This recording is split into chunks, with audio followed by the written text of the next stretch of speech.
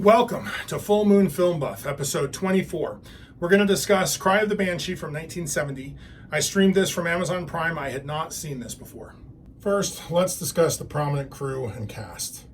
This film was directed by Gordon Hessler, written by Tim Kelly and Christopher Wicking, with effects makeup by Tom Smith. The coolest thing I learned is that Tom Smith did the makeup for Raiders of the Lost Ark and Indiana Jones and the Temple of Doom. The cast includes Vincent Price as Lord Edward Whitman, Elizabeth Bergner as Oona, Essie Person as Lady Patricia Whitman, Patrick Mower as Roderick, Hilary Heath as Maureen Whitman, billed as Hilary Dwyer, Carl Rigg as Harry Whitman, Stephen Chase as Sean Whitman, and Marshall Jones as Father Tom. Vincent Price came from a wealthy family and had a passion for acting from a young age. He began acting on stage in London and then Broadway, having the opportunity to work with Orson Welles. Price then transitioned to Hollywood, where he appeared in numerous films. However, it was his horror film roles that solidified his status as a true movie star, with notable performances in House of Wax and The Fly. Vincent Price's career spanned over 60 years, and he appeared in more than 100 films. In addition to the voluminous work on stage and screen, he enjoyed doing radio programs, voiceover, and narration work with his silky smooth and distinctive voice talents. Price was a real Renaissance man whose talents extended beyond acting. He was also an art historian, art collector, and gourmet cook. His diverse interests and well-rounded education influenced his acting choices and performances. He was known for his debonair yet menacing villains, portrayed with a silken voice and a self-mocking air that oozed treachery. He co-authored the iconic cookbook, A Treasury of Great Recipes, and was proud of his contributions to the Vincent Price Art Museum at East Los Angeles College. He lectured for 15 years on art and poetry. My absolute favorite Vincent Price quote is, "I don't play monsters. I play men besieged by fate and out for revenge." Elizabeth Bergner had a very interesting life. She first acted on stage when she was 14 years old and later moved to Munich and then Berlin. When the Nazis came to power, she moved to London to escape. In London, she continued to act on stage and in films, and she even helped other actors escape from Nazi Germany. Bergner won numerous awards for her work on Broadway and in films. An incident with a fan/aspiring actress in 1943 and 44, while Bergner was performing in the hit play The Two Mrs. Carrolls, inspired Mary Orr to write her short story The Wisdom of Eve. The story was ultimately filmed as All About Eve. Patrick Mower made his first appearance as Roderick Blackstock in the ITV soap opera Emmerdale, a role he has portrayed to this day, as near as I can tell. Hilary Heath's most notable acting roles were all with Vincent Price. She moved to TV before retiring from acting and becoming an agent and producer herself. On a sad note, Heath is the first individual I've researched for this project who died from complications related to COVID-19. There is a lot to like here. Vincent Price always brings his A game as an actor, and this is a very interesting new take on the werewolf. It's not as good as Vincent Price's other witch hunting movie, Witchfinder General, but it's still pretty good. This movie takes a while to get rolling, but I do recommend it. You owe it to yourself to check out Vincent Price if you've never seen him. But just know that there are other better Vincent Price movies. Later, I'm going to direct you to some other Vincent Price projects that I think are fantastic and that I would recommend that you see. If you have a favorite Vincent Price movie, leave it in the comments as a suggestion for others. This movie is celebrated as the 100th movie of Vincent Price's career. Apparently, the cast and crew of this movie celebrated with cake. A second tidbit I wanted to mention is that the animated title sequence to this movie was animated and designed by Monty Python crew member Terry Gilliam, which just blew my mind when I found that out. Now let's review the spoilers. Lord Edward Whitman, a wicked magistrate, presides over the trial of a young woman. Declaring her to be a witch, he has her branded, whipped through the streets, then placed in the village stocks. A farmer presents a dead sheep to Edward, claiming a mad dog is preying on the local flocks. That night, Edward hosts a feast at his home as his henchmen search the countryside for the mad dog. Two poor teenagers are pulled into the hall and accused of witchcraft as a burst of wolf howling is heard from outside the walls. Villagers warn the Whitman family is devil-marked. Both teenagers are killed in the ensuing struggle. Edward's daughter, Maureen, leaves, disgusted by her father and brother's behavior. Edward's wife, Lady Patricia, calls him a murderer. Edward's oldest son, Sean, rapes Lady Patricia, who turns out to be Lord Whitman's second wife and therefore not Sean's mother, so Sean isn't gross, just evil. Sean and Whitman make it easy to root against them. Edward decides he wants to finally clean up the witches in the area once and for all. Next day, Edward's younger son Harry and new priest Father Tom arrive home. Harry loves his sister but doesn't get along with his father or brother because Harry is a relatively decent human being. Maureen is hooking up with the stable groom, Roderick.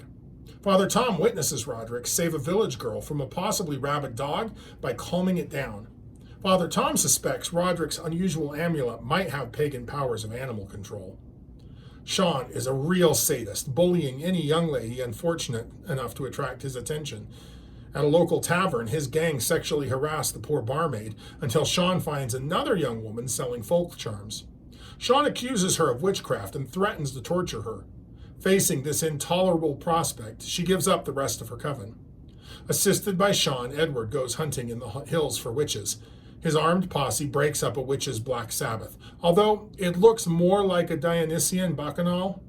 They kill several and scatter the rest of the hills. This angers the leader of the coven, Ouna. To get revenge on the Whitman family, Ouna begs Satan for help. She summons a demonic spirit to destroy the family, which... maybe we've got two sets of bad guys here. Unfortunately, the spirit takes possession of Roderick through his amulet. Roderick begins to systematically kill off members of the Whitman family, starting with evil Sean and sad Lady Patricia. Ouna uses dolls to direct the spiritual beast to her intended targets. The spirit always announces its presence with an unearthly wolf howl, i.e., the cry of the Banshee. Edward catches Maureen in bed with Roderick and loses his mind. He puts Roderick in chains in preparation for some torture. Harry and Father Tom find Ouna and her coven hiding in caves under the local tombs, conjuring the spirit to kill Maureen. Roderick breaks free of the chains as Maureen goes looking for him. Harry and Father Tom kill Ouna and her coven, and Roderick, who is attacking Maureen, breaks off and leaves her. Meanwhile, Edward has gotten properly paranoid. He slinks through his house with a loaded blunderbuss, begging for someone to turn the lights on. Roderick returns to Maureen and tells her he is free of Ouna's control and that they should leave before her father finds them. However, Edward does find them first. Roderick attacks Edward, turning into a werewolf, Banshee, during the fight. Maureen shoots the demon in the head, killing him. Exhilarated to be released from the curse, Edward leaves town by coach with his still two living children. On the way out of town, he stops at the cemetery to gloat over Roderick's dead body. To his horror, he finds the coffin empty. Shocked, Edward rushes back to his carriage. Once inside, he finds Maureen and Harry dead. It is revealed that his driver, Bully Boy, was killed by Roderick, who drives the coach away. The film ends with Edward screeching his driver's name in terror as the coach heads for parts unknown. There's only one transformation in this movie. Boy, is it a big treat. When Roderick attacks Edward, he's in human form, but as the fight progresses, we see that Roderick is slowly transforming into the beast. By the end of the fight, he is the beast. Unfortunately, we never get a really good look at the makeup, so I can't tell you if it's a great job or not, but it serves the purposes that it needs to. It looks fine. This movie absolutely meets our criteria for a werewolf movie, even though the word werewolf or lycanthrope is not mentioned once at all during the movie. We have a human, Roderick, who changes into a feral, furred, fanged, predatory beast for reasons that are out of his control. He changes back. He's a werewolf, even though they call him a banshee in the movie. I also can't think of another movie that shares this werewolf lore yet. This werewolf is a tool being used by Ouna, and we've seen that before, right? Particularly with Mad Monster, right, where Petro is being used by the mad scientist. But in that movie, Petro knew what was going on, or at least he had to be injected with the serum, and he knew it was coming, even if he didn't know what exactly was coming or why. But in this movie, Roderick has no idea. Ouna just casts her spell, and boom, Roderick's under her control and killing whoever she wants him to kill. It would be a terrifying way to live, not understanding what's going on. He is both the victim and the monster of this movie. Now, in terms of werewolf powers, he's supernaturally strong, able to break out of the chains that held him in his human form just a little bit before. Additionally, he's also very supernaturally stealthy. He's able to sneak up on Sean, and more importantly, later, he kills Harry and Maureen in the carriage, and no one's the wiser. Like, both of them, he gets both of them, and neither of them seems to have time to react. I guess it is possible that he killed them and then posed the body, but Edward doesn't leave him a lot of time for all of those kinds of shenanigans. It's much more likely that he snuck in and killed both of them just like that. Additionally, this is the first werewolf movie that I've watched for this project that I can remember where the werewolf ends the movie alive, and that's unusual. It's the first one where he's not killed and he doesn't die and somebody stands around and pontificates over his body. He's going off to finish the job, and what's going to happen next is left open for interpretation. One possible interpretation is that he is going to finish the job, turn back into his human form, and then he'll be released from the bondage that Oana put him under. He'll have to remember what the things that he did and live with that, or not, I don't know, well, whatever response he makes. But another option is that the beast has now been set free, and that without Ouna to put the genie back in the bottle, so to speak, the werewolf is just going to continue to hunt and kill until someone does finally bring it down. That would have been a very interesting sequel to watch. We don't get a sequel to this movie, but as I was watching it and got to the end, I thought, man, that would have been fun to see this spun off and to see the further misadventures and to see the horror that come as Roderick, the werewolf, continues to hunt the English countryside. So another really interesting thing about this movie is that this is the first movie that we've watched, or that I've watched for this project, where there's no real good guys. I mean, you can argue that Roderick is a good guy. He doesn't do anything wrong. He seems to be a nice person, but he's also not really the active character. He doesn't make any decisions for himself. He's a puppet that's being controlled by Ouna. And between Ouna and Edward, we have two bad guys. Edward and Sean are actively evil and corrupt. They're bullies. They enjoy and look for opportunities to cause pain. They use the fact that they can try people as witches as an opportunity to engage and indulge their evil predilections, right? And as such, the movie was, when I started watching it, I kind of felt like, oh, they're setting this up that Ouna and the witches and the werewolf are going to be kind of the righteous comeuppance for our evil witch finder.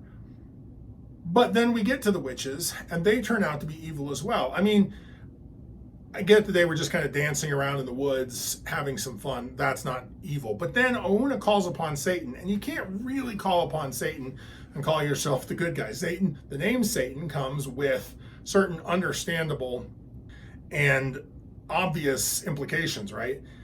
That you're kind of giving up the high moral ground, especially when you take control of somebody without their consent. And that's what they do to Roderick. They turn him into a tool to achieve their own goals without any consideration for what Roderick might want or might have agreed to.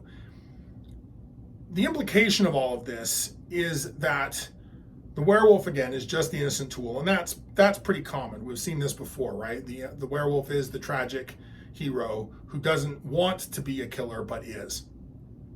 But in taking away the idea that we have a set of good guys to root for here, it's a step in the direction of the werewolf being the good guy. And we're going to get there. Eventually, there are going to be movies where the werewolf is the unabashed hero of the piece, fighting against the other villains.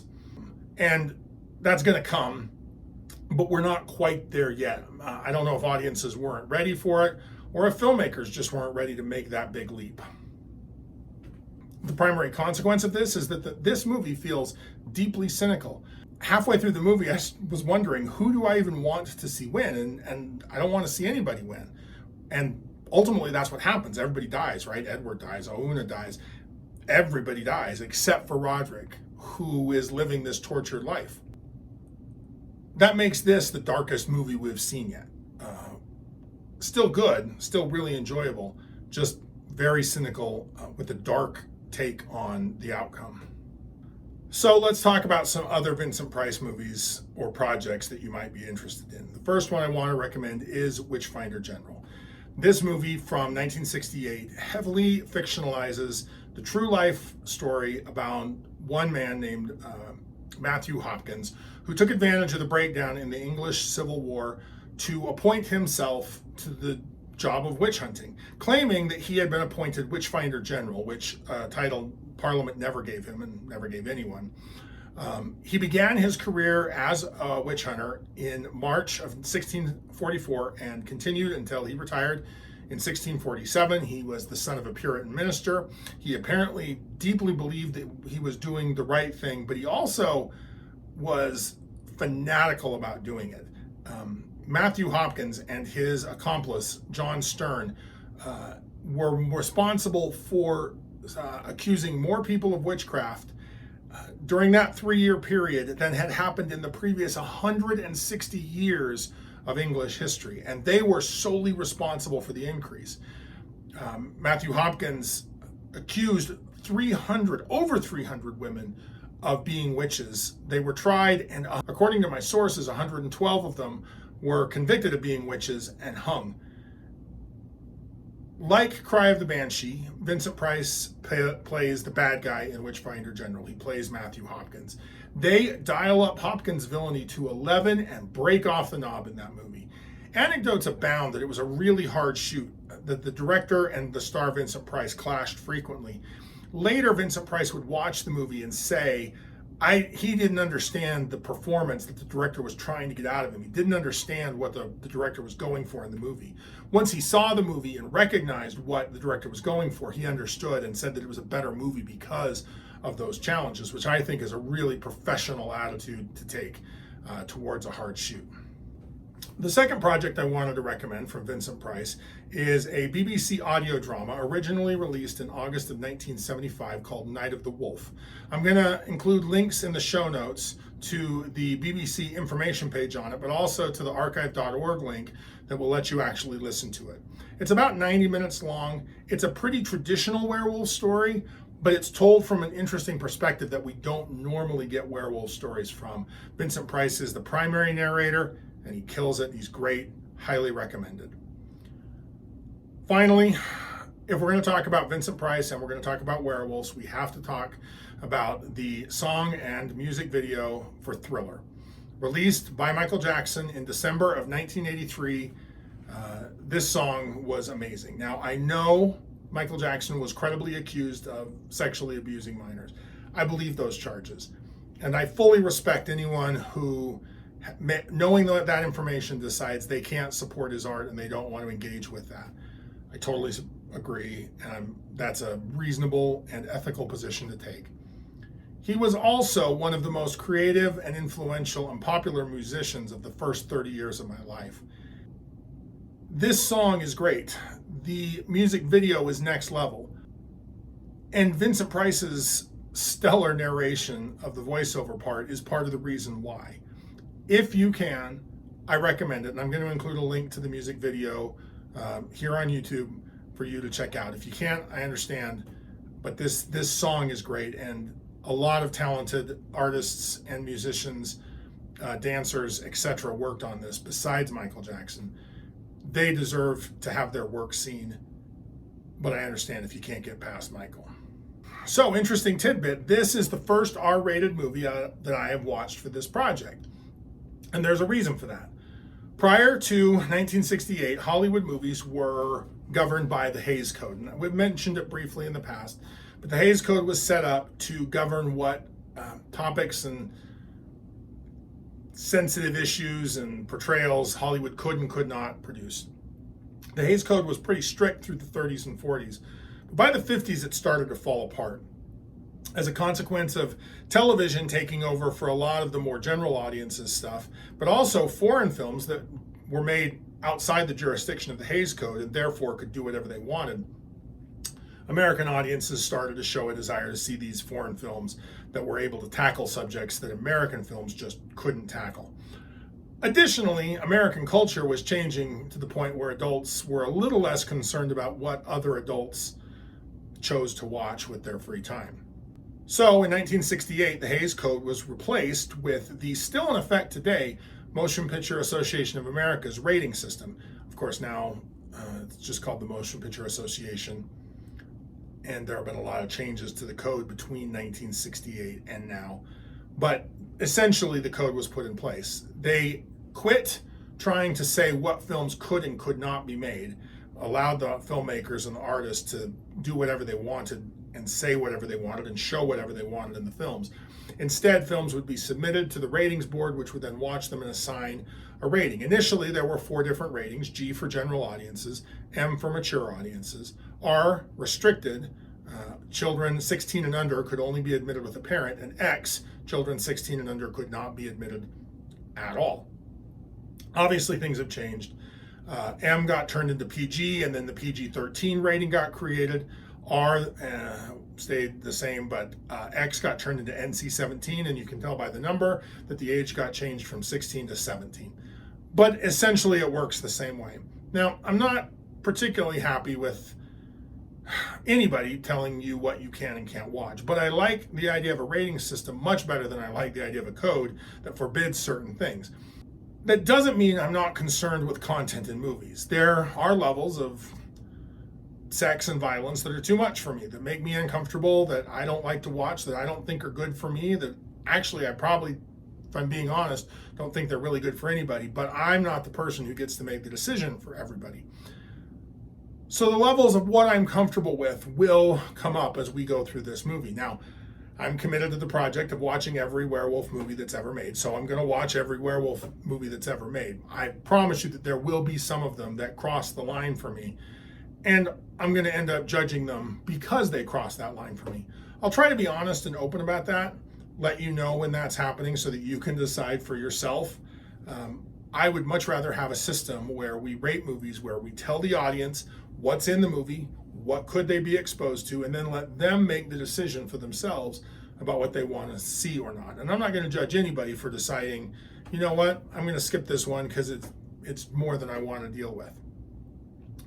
So if that's, bothers you, well, sorry, that's how it's going to be. I do want to note, however, that I will strive very hard to make sure that these episodes on this YouTube channel will continue to be appropriate for anyone of all ages. I'm not going to get explicit. I'm not going to go into gross or gory or explicit detail about scenes and stuff like that. Even in an R-rated movie, I'm going to try and gloss over stuff like that, let you know it's there, not dwell on it, not dig into it, so that anyone can watch these episodes, evaluate, and then decide if they want to see the movie.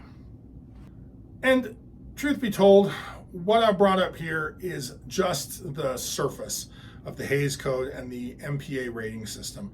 I'll include links in the show notes that will take you to other sources where you can learn more about both of these topics if you would like to. So, if you like lycanthropes, like, share, and subscribe. Next episode, I'm going to discuss the Maltese Bippy from 1969. I watched this on DVD. I had not seen this before. I hope to see you back here next time to talk about it. Thanks.